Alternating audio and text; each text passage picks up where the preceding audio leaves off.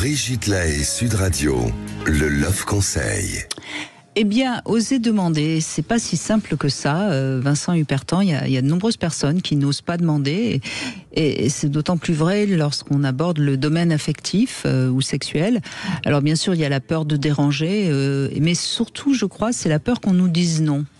Je crois qu'on n'ose pas demander parce qu'on a peur qu'on nous dise non, sauf que normalement quand on est aimé, a priori l'autre devrait avoir envie de nous faire plaisir.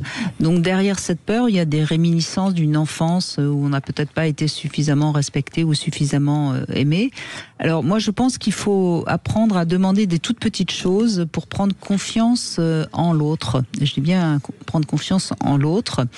Et si jamais l'autre vous dit non, il faut toujours comprendre qu'il vous dit pas non à vous, mais il dit non à ce que vous avez demandé, ce qui est pas du tout la même chose. Donc il faut bien vous mettre ça dans le crâne. Et puis ensuite, si vous craignez de devoir en échange donner en retour, c'est peut-être parce que vous avez pas encore compris qu'on peut donner et recevoir gratuitement, que ce n'est pas systématiquement un échange. On n'est pas dans du commerce. Ouais.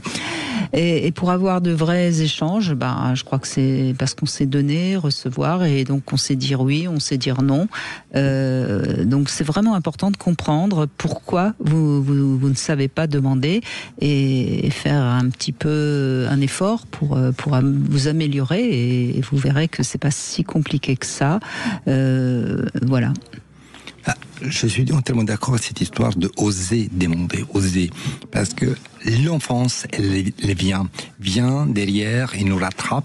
Et que si on a une enfance qui était compliquée pour des tas de raisons, le rapport avec les parents, le rapport avec l'autre, avec les amis, on a subi, une fois qu'on est façonné à l'âge adulte, on va rester le même petit d'avant qui n'osait pas à dire, qui n'osait pas s'exprimer.